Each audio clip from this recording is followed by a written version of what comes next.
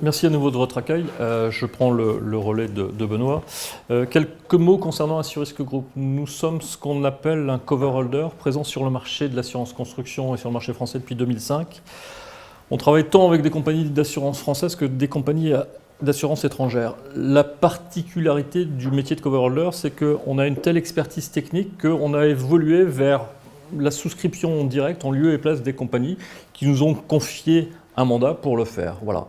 Ce pourquoi, historiquement, on est allé vers ce genre de métier, c'est que la construction d'Assurisque Group, c'est un associé, enfin c'est trois associés au départ. L'un qui est un spécialiste des marchés anglo-saxons, où on trouve tout un tas de solutions autres que le marché français, un ingénieur bois et une direction commerciale d'un gros courtier grossiste en France. Voilà. On travaille essentiellement sur des marchés très spécialisés, donc pour nous, essentiellement le bois, la piscine et de manière globale les énergies renouvelables, avec depuis quelques temps également une approche sur des syndics de copropriété. Avant de parler d'assurance, on parle systématiquement de risque, et contrairement d'ailleurs au marché français qui parle essentiellement de logique administrative, nous on parle de la qualité du risque. On a modélisé un process de souscription qui est relativement simple, c'est que on s'assure que le risque technique, la maîtrise du système constructif est le bon et que ça corresponde au moins au référentiel technique du marché français. Et donc, pour ce faire, on a mis en place des partenariats avec le groupe Risque. Risque, c'est un groupe qui pèse un peu plus de 120 millions d'euros de chiffre d'affaires aujourd'hui, où on mandate des ingénieurs pour s'assurer que techniquement, le système constructif correspond, comme je vous le précisais, au moins au référentiel technique, le DTU 31.2, quand on parle de maison ossature bois. Bien entendu, on maîtrise l'ensemble du cycle assurantiel, l'approche et la maîtrise du risque, la conception du contrat d'assurance et la gestion des sinistres, puisque pour ce faire, on travaille avec un groupe qui s'appelle Saretec, qui est aussi à dimension nationale. Voilà. La particularité de notre approche, c'est qu'on sait prendre en considération votre système constructif et votre mode de distribution. Quand on parle de construction maison de bois sur le marché français, on parle non seulement de technique, on parle d'assurance, mais on parle également de contexte et de cadre juridique. La première situation que vous allez vivre et qu'on retrouve d'ailleurs dans les magazines qui ont été distribués tout à l'heure, c'est la notion de vente de maisons en kit et notamment donc la commercialisation à des constructeurs qui mettront ces kits en œuvre. Sachez que la chaîne de responsabilité de l'assurance construction en France est globale. C'est-à-dire que le premier niveau de responsabilité, c'est le constructeur qui met en œuvre, dans le cadre d'un ouvrage de construction, en l'occurrence cette maison, des matériaux de construction qui sont constitutifs de cet ouvrage. Et bien, la responsabilité est décennale, elle est solidaire l'un de l'autre. Pour faire simple, le maître d'ouvrage qui a le sentiment de subir un dommage, une construction qui ne serait pas conforme, s'adresse dans un premier temps à son installateur, qui lui-même est assuré logiquement en garantie décennale, confère la présentation de Benoît, déclare un sinistre à son assureur, qui nomme un expert. L'expert s'assure que d'une, les référentiels techniques de mise en œuvre ont été respectés, DTU 31.2. Si cela est fait, eh bien, ça peut être la responsabilité du fabricant. Et sa responsabilité devient donc décennale, solidaire au constructeur au sens installateur. Voilà. L'importance de tout ça, c'est de comprendre que le simple fait de commercialiser un kit maison bois à des installateurs français étrangers suppose également, pour que l'ensemble de la chaîne de responsabilité soit maîtrisée, que le constructeur déjà soit assuré en décennale, mais que le fabricant également soit assuré en décennale. Tout ça est en lien avec un fondement de la garantie décennale dans sa plus large acceptation, c'est l'article 1792.4, c'est ce qu'on appelle l'obligation in solidum. Sont assimilés aux fabricants, encore une fois sur leur plus large acceptation, les importateurs, les négociants de produits fabriqués en France ou à l'étranger, le fournisseur qui présente un produit, son produit comme son œuvre, en y faisant figurer son nom, sa marque ou tout autre signe distinctif. Encore une fois, le principe à retenir pour éviter les trous de garantie et les défauts de garantie, c'est constructeur-installateur, premier niveau de garantie décennale, le fabricant, négociant, importateur, revendeur de matériaux constitutifs de cette construction à terme a lui-même une garantie qui est décennale, solidaire du constructeur et qui peut être également engagée. Ça, c'est le premier cas de figure que vous rencontrez dans le cadre de la commercialisation de maisons en kit.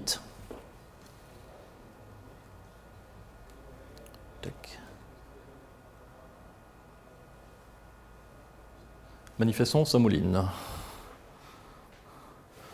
Je peux continuer de la même manière, sans le slide, c'est pas gênant. Je continue à développer? Quand vous voulez. Bon.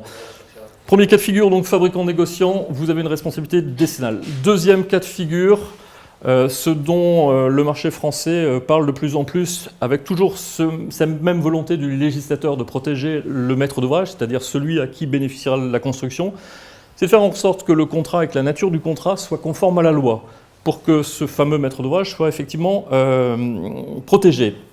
Il existe depuis la loi de décembre 90 ce qu'on appelle le contrat de construction maison individuelle, c'est-à-dire que c'est un contrat qui, encore une fois, avec la volonté de protéger le maître d'ouvrage, met en place sur un seul et même contrat une garantie dommage ouvrage dont parlait Benoît, une garantie décennale du constructeur et qui plus est un troisième niveau de garantie qui s'appelle la garantie de livraison, les prix et délais convenus. Ce que je me propose de faire, c'est qu'on rentre un peu plus dans le détail des niveaux de garantie.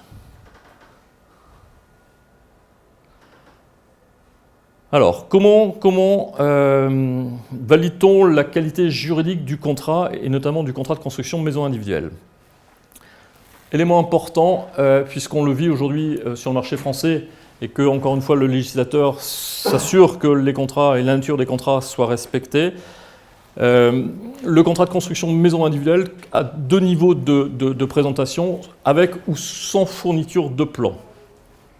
Ce qu'il faut intégrer par rapport à ça, c'est que le CCMI, c'est-à-dire la qualité juridique du contrat, s'impose dans quatre types de situations qu'on peut rencontrer. Le constructeur fournit le plan directement et se charge de la totalité des travaux de construction. Le constructeur fournit de manière indirecte, proposé au client par un dessinateur, un architecte, un bureau d'études, peu importe, et se charge de la totalité des travaux de construction. Donc on est dans les deux cas de figure où il se charge de la totalité des travaux de construction. Le constructeur fournit le plan directement ou indirectement et réalise une part, même infime, des travaux. C'est cette notion de fourniture-là du plan qui est important. Et si le constructeur utilise le plan fourni par un tiers, suite à un démarchage commercial à domicile ou une publicité, faite pour son compte et se charge de la construction. Ça, c'est les trois niveaux de mise en œuvre du contrat de construction maison individuelle avec fourniture de plan. Le contrat de construction maison individuelle sans fourniture de plan, qui est la deuxième possibilité, et là j'attire votre attention parce que c'est un élément sur lequel juridiquement il faut être extrêmement prudent. Le simple fait de construire une maison, de réaliser une prestation où on est sur un hors d'eau, hors d'air, un clos couvert, suppose que d'un point de vue juridique, le contrat de construction maison individuelle soit proposé au maître d'ouvrage. Et ce qui veut dire encore une fois, faire la première partie de la présentation, garantie dommage ouvrage à son bénéfice, garantie décennale constructeur et garantie de livraison. Voilà. Fourniture ou pas des plans, hors d'eau, hors d'air, je réalise une partie ou non de la construction, je suis sous le principe de la loi du contrat de construction maison individuelle, loi de décembre 90. Sachez que aujourd'hui, depuis 2 ans, 3 ans sur le marché français, existe tout un tas d'organismes qui vérifient la qualité juridique du contrat. On n'est pas sur un problème de construction, mais on regarde si le maître d'ouvrage est protégé, et si dans le cadre du contrat de vente qui lie un fabricant, un constructeur, un maître d'ouvrage, on a bien une garantie dommage ouvrage, le constructeur a une garantie décennale, et qui plus est, j'ai une caution financière qui m'assurera, en cas de défaillance du constructeur, que un assureur cautionneur ou un organisme financier prendra le relais pour terminer la maison dans des temps qui sont convenus et à un prix qui est convenu contractuellement. C'est l'objet du contrat de construction maison individuelle. Encore une fois, on est sous une problématique de respect de la loi. Donc hyper important, c'est incontournable si demain les constructeurs laitons veulent se développer sur le marché français de manière pérenne et avec des volumes. Le législateur en plus a mis en place donc plusieurs mécanismes afin de protéger le maître d'ouvrage, notamment sur la terminologie du contrat et sur la typologie du contrat. La première, à titre d'information, qui concerne essentiellement le vendeur, c'est la garantie contre les vices apparents. Le deuxième niveau de garantie et toutes les présentations, toute la partie que je vais présenter à partir de garantie livraison jusqu'à la dommage ouvrage, concerne cette fois-ci le constructeur. Donc garantie livraison, garantie de parfait achèvement, la garantie biennale de bon fonctionnement, la garantie décennale, la garantie d'isolation phonique et en plus la garantie dommage ouvrage. Tout ça, ce sont exceptions faites notamment pour la garantie vice apparent qui concerne le vendeur. C'est une obligation légale du constructeur de respecter et de proposer à son client maître d'ouvrage l'ensemble de ces garanties. Pour information, l'article 261.5 du Code de la construction et de l'habitat oblige donc le vendeur d'un immeuble à construire à garantir les vices de construction apparents à la réception des travaux et pendant un délai d'un mois à compter de la prise de possession de l'ouvrage par l'acheteur. Voilà. En clair, si l'acheteur, après la réception et dans le mois qui suit, s'aperçoit de vices apparents, il doit les dénoncer par lettre recommandée avec accusé de réception. C'est la responsabilité du vendeur, ce n'est pas la responsabilité du constructeur. La garantie de livraison, même principe toujours de la volonté du législateur de protéger le maître d'ouvrage. Les constructeurs et les entrepreneurs ont obligation de souscrire un contrat qui permet de garantir que le prix contractuellement défini au contrat de vente, le contrat de construction maison individuelle, sera respecté et que le délai qui est imparti pour le faire sera respecté également. Je construis une maison 100 000 € qui doit être livrée le 25 février 2014 à 13h22. C'est contractuel, c'est légal.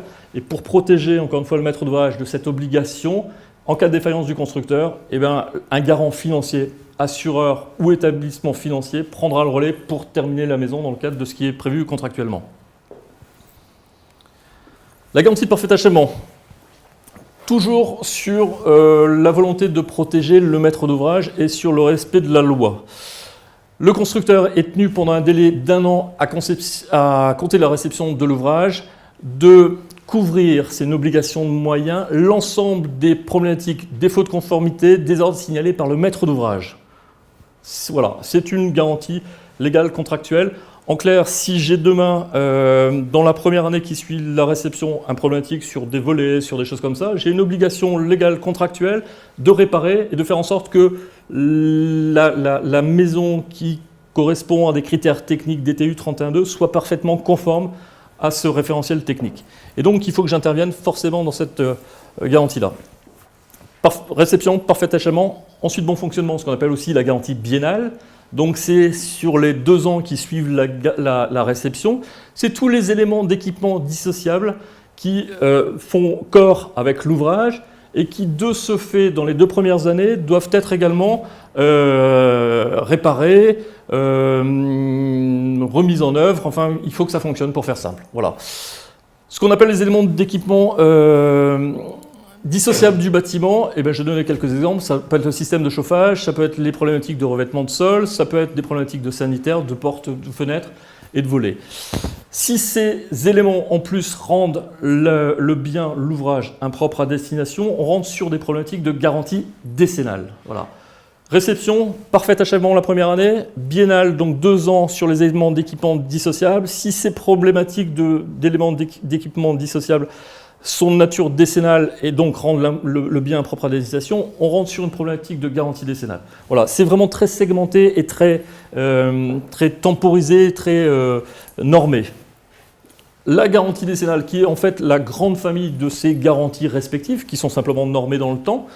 Le vendeur et les professionnels ayant exécuté les travaux sont responsables pendant 10 ans des dommages qui compromettent la solidité de l'ouvrage ou le rendent inhabitable. Un propriétaire à destination. C'est l'enjeu en fait de la garantie décennale. En clair, j'achète une maison, la moindre des choses, c'est qu'elle soit habitable, et qu'elle soit habitable conformément à des référentiels techniques qui existent sur le marché. Et donc, mon obligation par rapport au maître d'ouvrage sont de nature décennale. C'est-à-dire que quand je vends une maison, que j'ai mis en place un contrat de construction maison individuelle et que j'ai proposé donc une garantie décennale, j'ai une responsabilité qui est valable en fait pendant 10 ans. Et pendant 10 ans, je peux être appelé en garantie pour une problématique d'impropriété de destination ou autre. Important également, parce qu'on ne le précise pas forcément suffisamment, l'étude de sol qui est pour nous techniquement un impératif en termes de conditions de souscription, qui est important également dans la construction de bois, puisque bien souvent les problématiques de construction de bois sont liées à la nature du sol et à la qualité de la fondation. Sachez que l'entreprise qui réalise la fondation et en amont, l'entreprise qui a réalisé une étude pour s'assurer de la bonne nature du sol, ce qu'on appelle une étude géotechnique, est réputée constructeur au sens de la loi. Donc sa responsabilité est également de nature décennale. Important par rapport à ça. Garantie d'isolation phonique, qui est relativement récente. Elle prévoit que le vendeur est garant à l'égard du premier occupant, donc le primo-accédant, le propriétaire du bien, et pendant 1 an pendant 1 an à compter de la prise de possession du logement, de la conformité du logement aux normes minimales d'isolation phonique. On venait voir les problématiques d'isolation thermique. Sachez qu'il existe aussi des problématiques d'isolation phonique. L'assurance dommage ouvrage, enfin, qui vient donc chapeauter et qui est une garantie de préfinancement qui bénéficie au maître d'ouvrage. L'assurance dommage ouvrage permet, en cas de sinistre mettant en jeu la garantie décennale, impropriété à destination, problème de solidité, de déclarer le sinistre à un assureur qui assumera les responsabilités financières et la charge financière d'un dommage qui entraîne la garantie et qui ensuite aura pour objectif d'exercer des recours vers les intervenants qui doivent être logiquement eux-mêmes assurés en garantie décennale. Ce qui existe aujourd'hui comme solution sur le marché français d'un point de vue purement assurantiel. Encore une fois, le contexte dans lequel vous allez évoluer, c'est la protection du maître d'ouvrage et c'est le cadre réglementaire, c'est-à-dire la garantie décennale. Ce que sait faire le marché français aujourd'hui, c'est mettre en place des garanties décennales pour les intervenants étrangers. En clair, c'est une assurance qui fonctionne chantier par chantier, mais qui ne concerne que certains lots techniques. La somme des lots techniques ne doit surtout pas faire un hors d'eau hors d'air, puisque si on fait un hors d'eau hors d'air, on est sur le contrat de construction maison individuelle. Pour mettre en place la garantie, on prend en considération le coût des travaux limité aux lots techniques réalisés, avec encore une fois la partie qui tend à dire qu'il ne faut pas que ce soit un hors d'eau hors d'air. On croise tout ça avec l'expérience de l'entreprise et ça permet d'assurer un certain nombre de lots techniques en garantie décennale. La solution est acceptable mais limitée parce que d'une, à partir du moment où vous mettez un hors d'eau hors d'air en place, vous êtes sous le contrat de construction de maison individuelle, première chose. Que deuxième chose, vous n'assurez que quelques lots techniques, alors que le législateur, dans l'idée de protéger le maître d'ouvrage, veut au moins et à minima qu'il y ait une garantie dommage ouvrage. Donc l'idée et le conseil qu'on peut fournir par rapport à ça, c'est non seulement une garantie décennale sur les lots techniques considérés, mais en plus proposer une garantie dommage ouvrage pour sécuriser le maître d'ouvrage. L'autre solution qui nous paraît beaucoup plus appropriée, c'est la police multiple de chantier bois, qui est en fait une digression de la police unique de chantier. Pour faire simple, c'est une offre packagée où on a à la fois la garantie dommage ouvrage, la garantie décennale et la garantie de livraison. C'est donc les garanties qui sont légalement à respecter sur le marché français dans le cadre du contrat de construction maison individuelle. C'est une assurance qui fonctionne chantier par chantier. Là où on prend en compte cette fois-ci l'ensemble des lots techniques, y compris la dalle béton, hors transport bien entendu, et on rentre dans une logique de maîtrise du risque. On audite un fabricant qui met en œuvre ensuite sur le marché français un système constructif des matériaux de construction. Donc le premier degré de sélection du risque est au niveau du fabricant, qui se fait à travers un audit, et notamment avec les gens de chez Eurisc. Et ensuite, une fois que le système constructif est maîtrisé et validé par un expert extérieur, on s'assure que sa mise en œuvre est conforme au référentiel du marché français, en l'occurrence le DTU 31.2. Tout ça est pour respecter non seulement les contraintes thermiques, même si c'est en parallèle, est validé par un contrôleur technique qui contrôle notamment la structure et la qualité de la structure et de la construction de la maison. On le voit, nous, à travers tout un tas de fabricants avec lesquels on travaille sur le marché français qui viennent de l'étranger.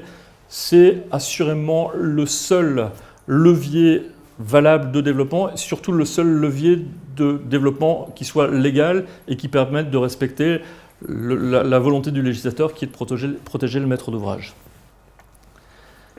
Maintenant, quand on est un intervenant étranger, qu'on voit la complexité du marché français, comment on peut trouver une solution?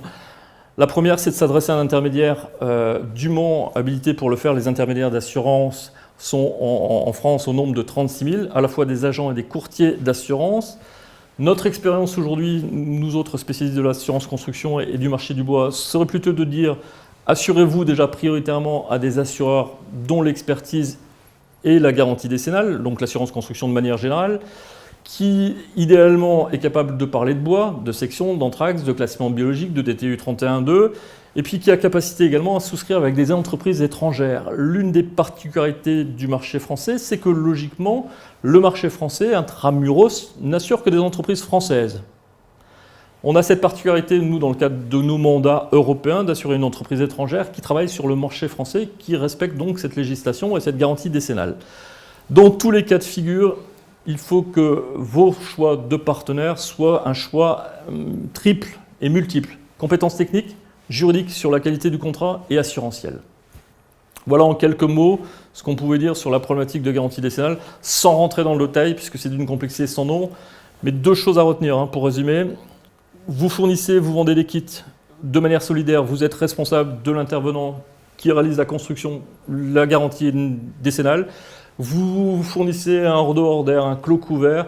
Vous devez respecter la loi du marché français, le contrat de construction maison individuelle, proposer une garantie dommage-ouvrage au maître d'ouvrage, proposer une garantie décennale pour sécuriser encore une fois le maître d'ouvrage et lui proposer une garantie de livraison, prix et délai convenu. Si vous respectez cette double obligation, ces 2 logiques de distribution, vous avez de quoi faire sur le marché français. Et je fais le lien avec la présentation de Karine sur notamment le développement de la maison bois.